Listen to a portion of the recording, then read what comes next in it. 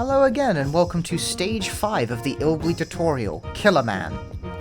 This is a gimmickless stage where there's a lot of empty walking going around, which I'm going to abridge for the sake of convenience.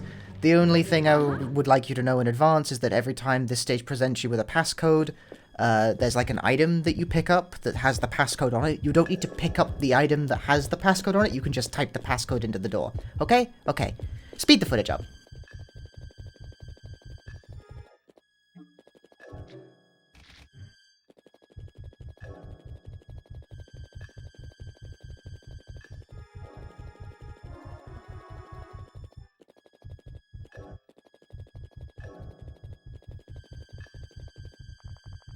Once you're in this room, this is where you discover what your pattern is. On all patterns, you will tag the right side scares here, and you will run by them, and if none of them go off, you're on pattern A. Stick more to the right here on pattern A because the left side wall there is a trap, and also stick to the left once you get past this because you avoid an encounter with a fairly wide hitbox. The first trap otherwise is this bloodstain. Cool. And then stick a left here. And then in advance, go around here, stick to the toilets, or avoiding an enemy encounter by taking these sorts of lines. And then try and go as straight as possible through these saw blades. If you veered too much to one side, you might hit an encounter. And as for pattern B, your first trap here will be the first pool on your right. Cool.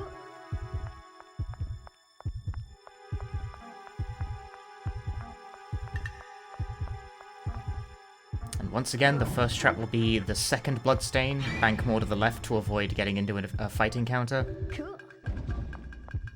Here's where pattern B gets kind of particularly awkward. You want to tag the doors and the empty space near the doors. They're both scares. The empty space scare is actually a ceiling fan that's so high you can't reasonably point the camera at it, so the scare is actually closer to ground level, which is kind of stupid. And from here, you take the same sort of line. And the left saw blade is a trap, so keep to the right-ish while you do this to advance through the door. And then pattern C. The first trap, the one that identifies it, will be the pool in the back on the right. Cool. And then in a slight diversion from patterns A and B, the first trap here will actually be the first bloodstain here rather than the second one. I make a mistake and run straight into it. Fortunately, this trap doesn't do any damage, it just increases your heart rate. You can live with that. It does waste time, though. And then you could advance smoothly, no traps here, until you get to about the toilets, because once again, you need to tag the ceiling fan, but it's like the second ceiling fan, so there is no visual cue for this. It's just a random spot in space. Cool. And that's it. Otherwise, pattern C is pretty easy to work with.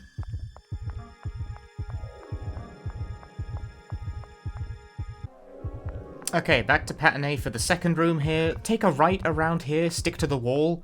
You're avoiding an encounter by doing this. And then you want to tag the UFO on the left side here. The UFO hitboxes are fairly large, so make sure you are not even remotely close before you try and tag this one. Then you want to tag this encounter, and tag the can nearby. It is important that you tag this fight because Mary will remain unalerted and you can just escape quickly because you won't aggro her. You want the can in the back. There you go. They're close together, so that can be kind of difficult. And then you want to follow these kinds of lines, because otherwise the rest of the traps on pattern A are avoidable. In fact, most of them are. Going left here avoids an enemy encounter, going right here avoids the rest of the traps. And that's it, you can cut a clean line straight to the exit. Pattern B plays out similarly. Once again, go right around here, stick to the right wall. So far, so good. So you want to tag the UFO on the right side here, but here is a difficulty in doing so.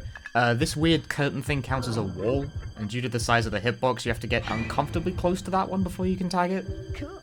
This is a little annoying, because like I said, the hitboxes for it's kind of big. Same strategy as usual, tag the fight, always tag the fight because it makes escaping completely free.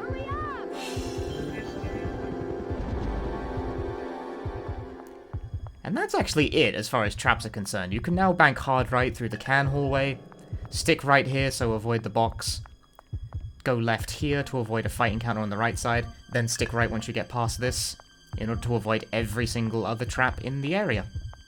Pattern B is totally free.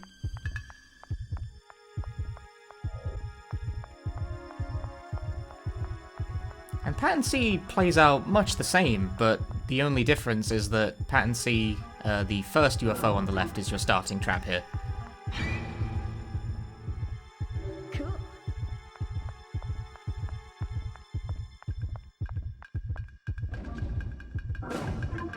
Once again, tag the fight. This fight is always here.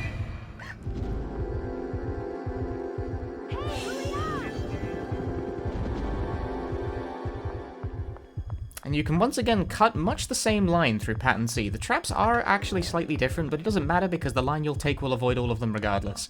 The only caveat is that the popcorn here on the left can be a bit finicky and you might want to tag it anyway just for safety. Otherwise, you can cut the same line on patterns B and C, and mostly A. And we are now back to lots of walking, so speed the footage up, baby! I thought about just hard cutting to the next relevant gameplay portion, but I thought the visual continuity would be better, and also it shows you exactly where to go and in what order to do it in, even though it is just walking from place to place. I thought this was slightly better, but did you know my editor has a cap on how fast I can speed these clips up? It's this, you're looking at it, this is as fast as I can make it go. Without utilizing hard cuts anyway.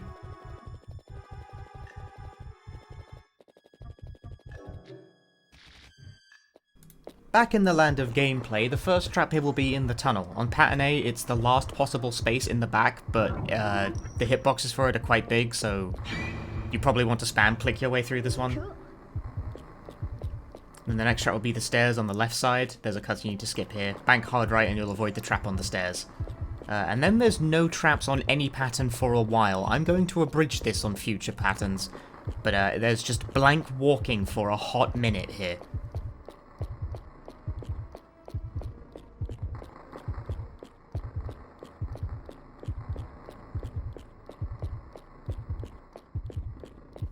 And then once you turn this corner, on the various patterns, the trap will be one of these, like, pillars on the right.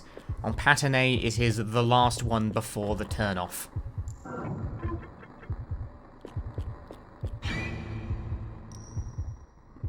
Cool.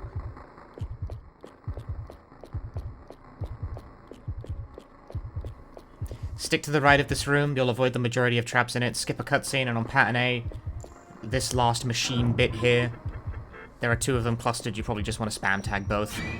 That's the last trap in this room. Cool.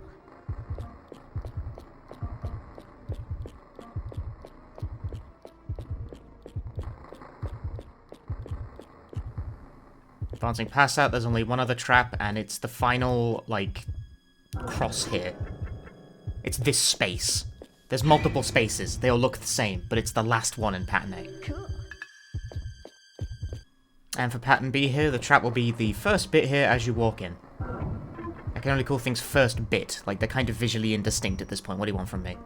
I think the second tag is a mistake. Yes it is, okay. Cool. Then you want to bank left here because you want to go by the stairs instead, as the trap has moved to the right side of the room instead. Once you get past that, whee! Hyperspeed, because there's nothing interesting through the next two hallways. And as you turn the corner, the trap is this second pillar here on the right. I have to come up with increasingly more, like, abstract ways to say these things, because Killerman is full of a lot of, like, traps with the same sort of visual identifier that really just sort of move position, and the visual identifiers aren't very strong to begin with. Fortunately, in this room, there is no trap on the right side of the room, so you can just go straight, as long as you hug the right side anyway. There's traps on the left side, just don't go left. That's all you gotta do. Not complex. And then for this room, it's the second bit on the floor. Again, the second bit, I'm aware, is not very helpful, but, like, I couldn't think of a better way to explain this. Cool. And pattern C has the tunnel scare be the one in the middle, but as a consequence of the large hitbox, it's kind of difficult to hit precisely the middle, so again, spam clicking is generally the best option here. Cool. And this one has the stairs on the left be the scare, so you can bank hard right for this one. Engage warp speed. As an aside, the answer you give to the Killerman riddle here is completely irrelevant. And then the third pillar, is the trap for pattern C.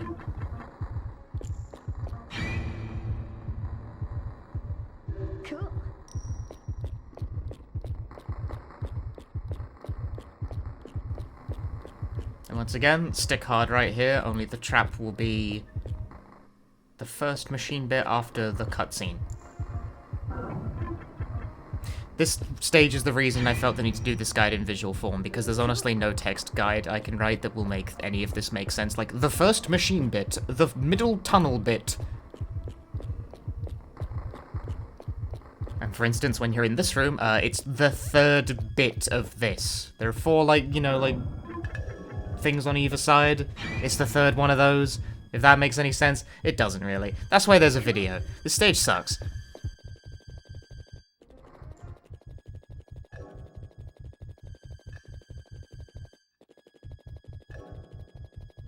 And when you reach the Morgue room on patterns A and C, you can simply bank hard right around the corner and avoid all traps in the room. But on pattern B, you have to actually tag this first body bag here as you walk past it. You cannot avoid this one by banking on the corner. Cool. Hey, guess what? More walking. Roll footage.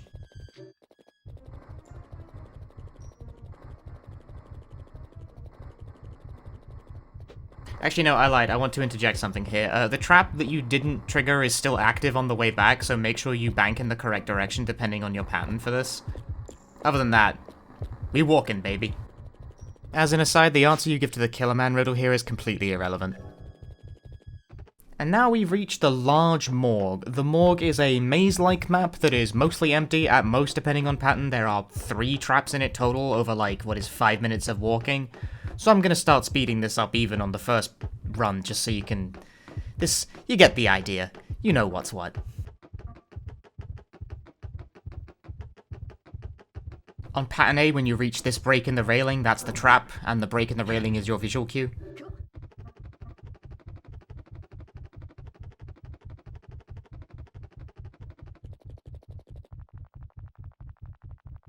You get into a fight with a group of zombies here, just run away, trying to fight them is folly, and there are no other traps on pattern A. You can just run all the way to the end here, and this will show you the way.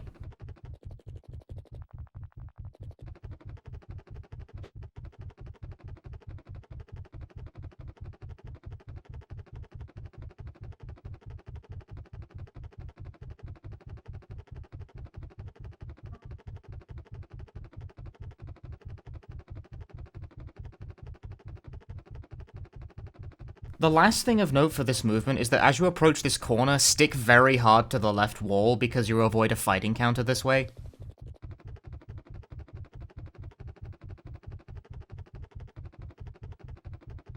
The first trap on pattern B is very close to the start. As you first turn to the right, you get about 6 squares in, use the squares on the floor as your visual cue here, and then there will be 2 spaces on the ground. One of them is the trap, the other one is an item. It's very hard to target the correct one specifically. Smash cut to just after the zombie fight. As you go up these stairs, you want to get about 9 squares into this little catwalk here. Count the squares on the ground again, because the trap is once again an entirely unmarked section of ground. Fortunately, there's only 1 here, so this one's a lot easier to hit, even from a distance. And there are no other traps on pattern B. Just run to the end in the same way you would in pattern A. And on pattern C, there's, nothing. There's no traps on pattern C, at least nowhere you're going to go in any speedrun in any category. So just run straight to the end, screw it. Let's go to the boss, shall we? Weird jump cuts aside, let's actually talk some boss strategy. The key to Killerman is you want to loop his attacks. You want to get sort of close to him, but not so close, so you can do a dodge to sidestep this burst move here. This is the right kind of spacing. He'll repeatedly do this burst move, and you can keep sidestepping it for invincibility, firing off a shot, and you can keep that loop going for maybe 3 to 4 reps. If you're too close, you'll get blasted back like that. You need to maintain a very specific range. And this range can be maintained in any number of ways because it's a 3D game. And sometimes you just don't mash hard enough.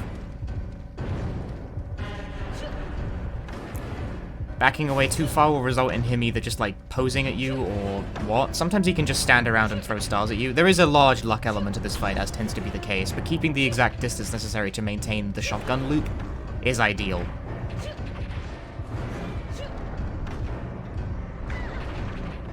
Too close.